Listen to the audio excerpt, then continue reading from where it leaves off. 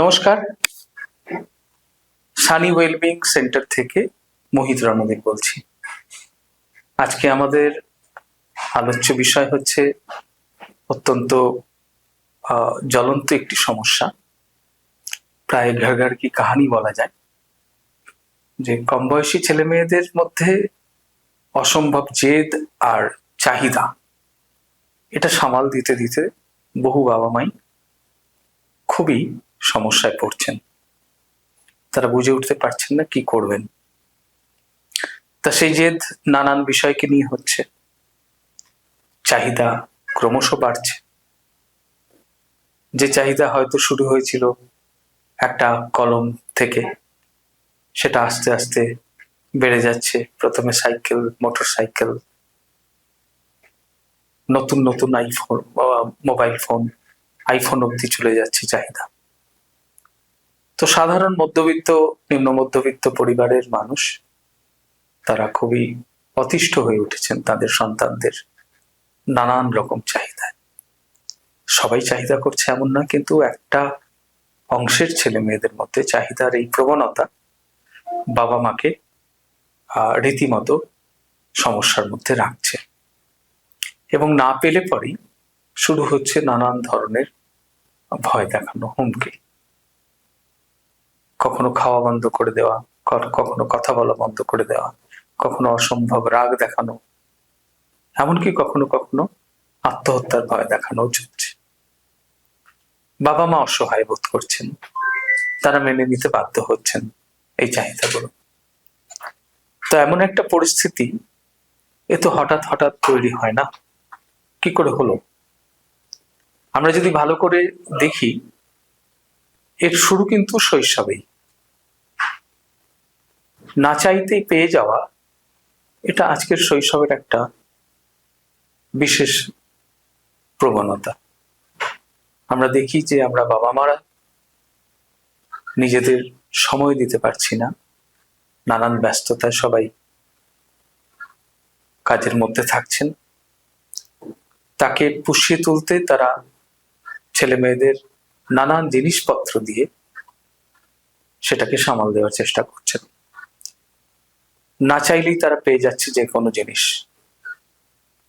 তার যদি কোনো একটা খেলনার দরকার হয়, সে জায়গায় দুটো খেলনা চলে আসছে, একেবারে শৈশবে।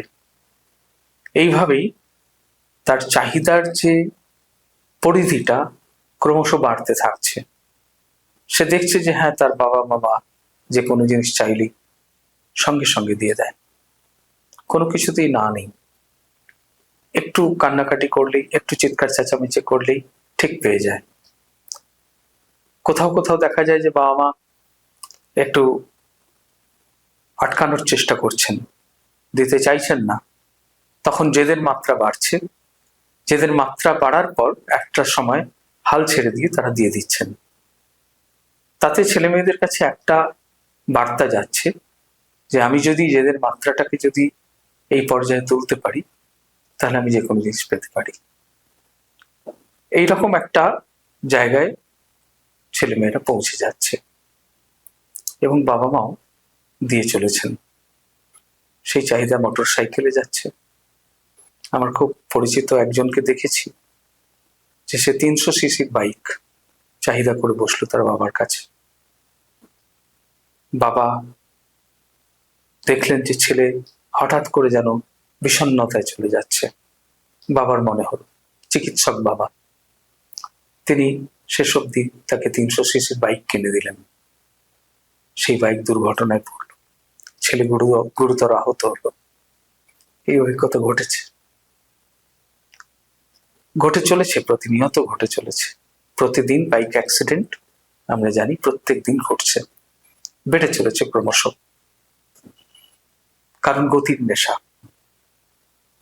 এখন এই নেশার ক্ষেত্রে তাহলে করণীয় কি? প্রথম থেকে ভাবা যে কোনো জিনিস সহজে পাওয়া যায় না, অর্জন করতে হয়। এই প্রক্রিয়াটা ছোট থেকে শুরু করা দরকার। অপ্রয়োজনে কোনো জিনিস না দেওয়া, এবং স্পষ্টভাবে বলা যে কেন দিতে পারছি না। এটা যে কোনো চাহিদাকেই মেটানোর আগে ভেবে নেওয়া দরকার যে এই চাহিদাটা তার ক্ষেত্রে কতটা প্রয়োজনীয়, এই চাহিদাটা মেটানোর মতো আর্থিক সামর্থ্য আমার আছে কিনা, এই চাহিদাটা মেটালে কোনো ক্ষতি হতে পারে কিনা, এই চাহিদার প্রয়োজনীয়তা কতটা, এই সমস্ত দিকগুলো বিবেচনা করে তবেই সেই চাহিদা মেটানো।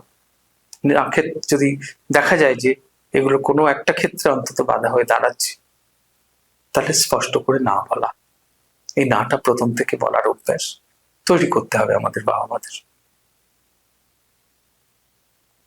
এই না যদি আমি বলতে না পারি, তাহলে কিন্তু ওই বিপদের মুখে আমরা আমাদের সন্তানদের ঠেলে দেব।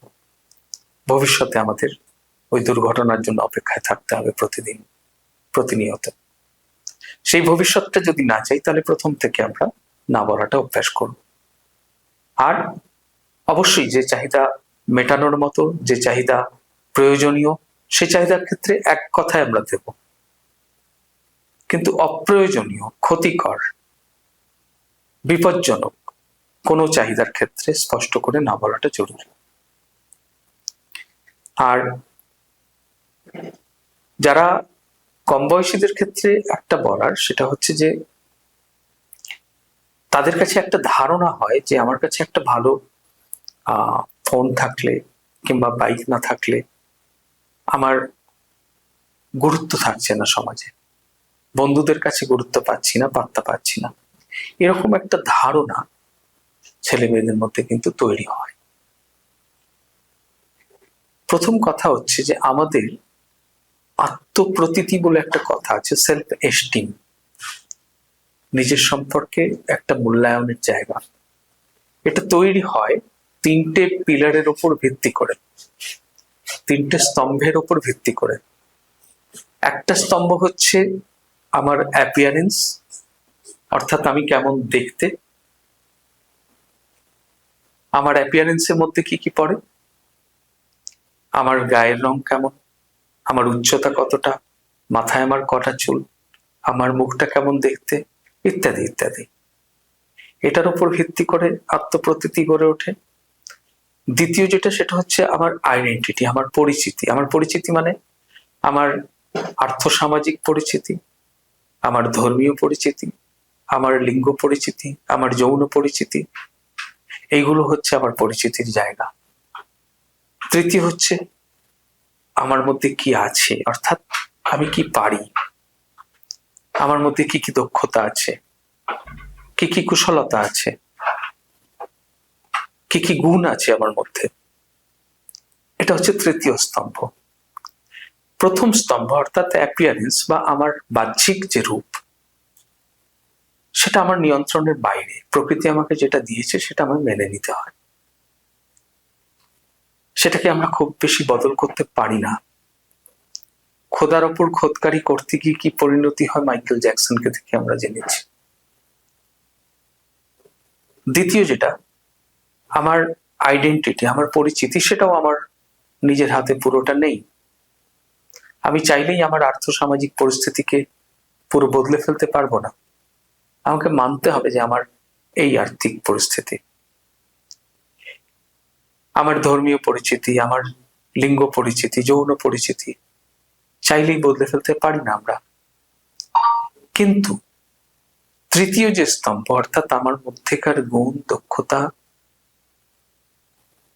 কুশলতা প্রতিনিয়ত, প্রতি মুহূর্তে বাড়ানোর সুযোগ আমাদের কাছে থাকে। আমাদের আসল আত্মপ্রতীতি নির্ভর করে এই তৃতীয় স্তম্ভের উপর। উচ্চতা, আমরা জানি যে সচিন তেন্ডুলকর, সুনীল গাভাস্কর ভারতীয় ক্রিকেটের স্তম্ভ ছিলেন। এদের দুজনের উচ্চতা এমন কিছু ছিল না, খাটো আকৃতিরই তারা দুজনে, কিন্তু তারা ক্রিকেটে ব্যাটসম্যান হিসাবে যে উচ্চতায় পৌঁছেছিলেন, সে উচ্চতায় আমাদেরকে মাথা তুলে উপরের দিকে তাকাতে হয়।